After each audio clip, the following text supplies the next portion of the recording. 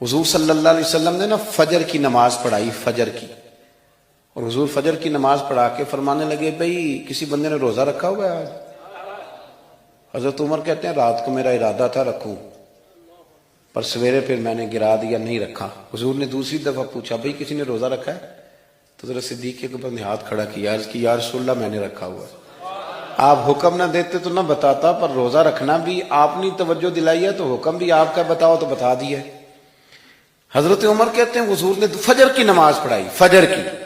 دوسرا سوال پوچھا بھی کسی نے کسی بیمار کی تیمارداری کی ہے؟ تو حضرت عمر کہتے ہیں میں نے فٹافٹ عرض کی یا رسول اللہ ابھی تو نماز فجر پڑھی ہے، تو اب گھر جائیں گے تو تیمارداری کریں گے نا۔ تو حضور نے فرمایا عمر تو ذرا ٹھہر جانا، جلدی نہ کر، ٹھہر نہ ذرا، رک تو صحیح۔ تو حضرت عمر فاروق رضی اللہ تعالیٰ عنہ فرماتے ہیں میں چپ کر گیا، حضور نے فرمایا بتاؤ بھی کسی نے تیمارداری کی ہے؟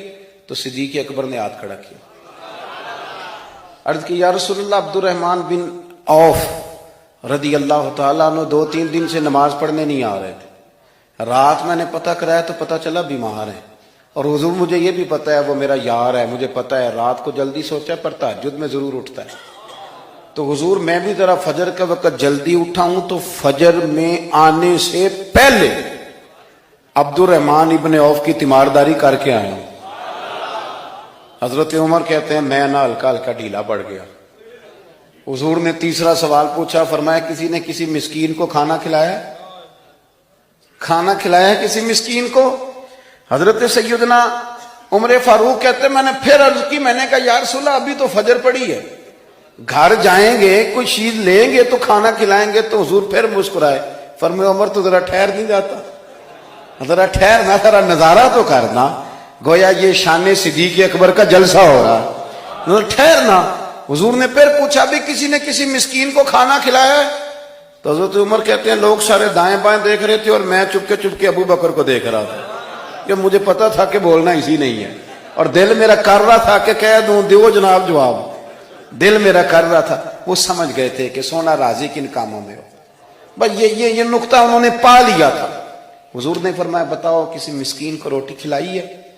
تو جناب سیدنا صدیق اکبر نے ہاتھ کھڑا کیا، عرض کی یا رسول اللہ سویرے اٹھا ہوں تو چھوٹا بیٹا بھی اٹھ گیا تھا، اور میرے وضو کرتے سنت پڑھتے ماں سے کہنے لگا بھوک لگ رہی ہے، تو ماں نے 2 روٹیاں بھی پکا دیں، تو حضور ایک اس نے کھائی دوسری اس کے ہاتھ میں تھی۔ جب ہم نکلے ہیں نا گھر سے تو دروازے پہ ایک فقیر کھڑا تھا، مسکین کھڑا تھا، کہہ رہا تھا رات سے بھوکا ہوں، کوئی دروازہ کھلنے کا انتظار کر رہا تھا، ابو بکر سب سے پہلے تیرا ہی کھلا ہے۔ تو حضور میں نا اس مسکین کو ایک روٹی کھلا کے آیا ہوں۔ حضرت عمر فاروق کہتے ہیں میں نے گردن جھکا لی، اور میرے رسول کریم نے فرمایا اے اللہ میرے ابو بکر پہ رحم فرما، اللہ میرے ابو بکر۔ وہ سمجھ گئے تھے، مزاج شناست سمجھ آ گئی تھی کہ حضور کن باتوں میں، اور نا اپنے اوپر وہ سارا کچھ طاری کر لیا تھا انہوں نے، طاری، ان کی ادائیں بالکل ڈھل گئی تھی نبی پاک کی اداؤں۔ 3 دن وہ غار ثور میں رہے تو ہمارے صوفیاء فرماتے ہیں کہ ان پر تجلیاں بھی پڑی محبوب کی معرفت کی۔ جب مدینے آئے نا نبی کریم کو لے کے، تو کچھ لوگوں نے حضور کی زیارت کی تھی، کچھ نے نہیں کی تھی، تو کچھ آتے تو نبی پاک کی دستبوسی کر کے بیٹھ جاتے، حضرت ابو بکر سے ہاتھ نہ ملاتے، اور کچھ صرف حضرت ابو بکر سے ہاتھ ملاتے اور حضور سے ہاتھ ہی نہ ملاتے۔ میری بات پہ توجہ ہے آپ حضرات کی؟ تو کچھ لوگوں کو نا شبہ ہونے لگا، وہ معاذ اللہ سمجھنے لگے کہ شاید یہی اللہ کے رسول ہے۔ حضرت صدیق اکبر، یہ کیوں شبہ ہوا؟